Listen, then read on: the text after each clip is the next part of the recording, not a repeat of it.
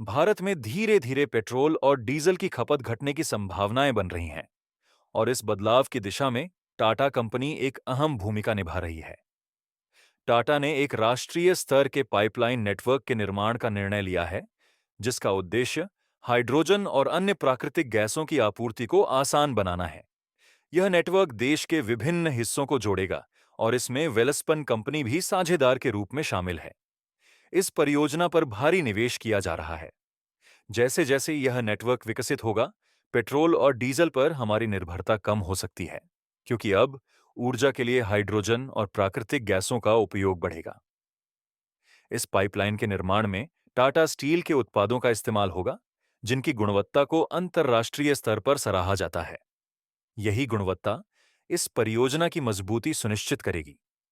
Hydrogen को भविष्य का स्वच्छ ईंधन माना जा रहा है और भारत के कई बड़े औद्योगिक समूह इसके उत्पादन और प्रयोग को लेकर रिसर्च और डेवलपमेंट में भारी निवेश कर रहे हैं।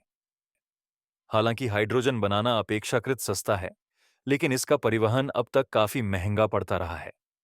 इसी चुनौती को दूर करने के लिए यह पाइपलाइन नेटवर्क तैयार किया जा रहा है, ताकि गैसों की आपूर्ति सस्ते और कुशल तरीके से हो सके। पाइपलाइन से हाइड्रोजन और प्राकृतिक गैसों को देश भर में सुरक्षित और कुशलतापूर्वक पहुंचाया जा सकेगा।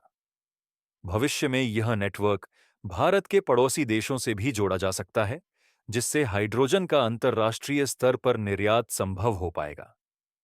यदि ऐसा होता है, तो भारत केवल एक प्रमुख उत्पादक नहीं, बल्कि एक प्रभावशाली निर्यातक भी बन सकता है। पेट्रोल और डीजल से अरब देशों ने वर्षों तक मुनाफा कमाया है, लेकिन अब वैश्विक ऊर्जा परिदृश्य बदल रहा है। जैसे जैसे हाइड्रोजन जैसे वैकल्पिक ईंधनों की उपयोगिता बढ़ेगी, पारंपरिक ईंधनों की मांग घटेगी। भारत सरकार का लक्ष्य है कि हाइड्रोजन के उत्पादन की लागत को डॉलर प्रति किलोग्राम से कम किया जा सके। इसके लिए शोध और नवाचार को प्राथमिकता दी जा रही है, ताकि उत्पादन और परिवहन दोनों की लागत में कमी लाई जा सके। यह पहल भारत के लिए ही नहीं, बल्कि वैश्विक पर्यावरण के लिए भी एक महत्वपूर्ण कदम मानी जा रही है।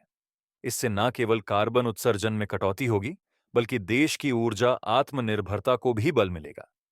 टाटा और वेलस्पन मिलकर इस परियोजना को साकार कर रहे हैं और इसमें इस्तेमाल होने वाला स्टील टाटा स्टील द्वारा ही आपूर्ति किया जाएगा, जिसकी गुणवत्ता जग जाहिर है। ऊर्जा के पारंपरिक स्रोतों पर निर्भरता को कम करना इस परियोजना का एक मुख्य उद्देश्य है। इसके साथ ही यह पहल भारत की ऊर्जा सुरक्षा को मजबूत बनाने और पर्यावरणीय संतुलन को बनाए रखने में भी मदद करेगी। भारत का दीर्घकालिक लक्ष्य है कि हाइड्रोजन को सस्ती दरों पर बड़े पैमाने पर उत्पादित कर अंतर्राष्ट्रीय बाजारों में निर्यात किया जाए। अगर यह लक्ष्य पूरा होता है, तो भारत वैश्विक हाइड्रोजन आपूर्ति श्रृंखला में एक केंद्रीय भूमिका निभा सकता है।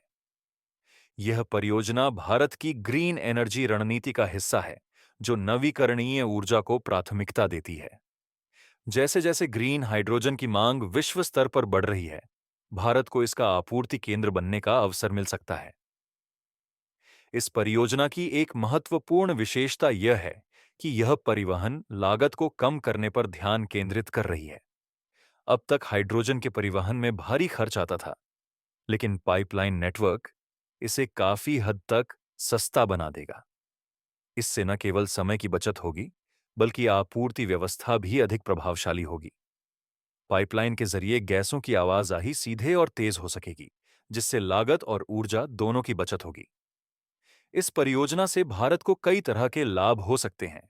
एक ओर यह देश की ऊर्जा जरूरतों को पर्यावरण अनुकूल तरीके से पूरा करने में मदद करेगी, वहीं दूसरी ओर अर्थव्यवस्था को भी गति मिलेगी।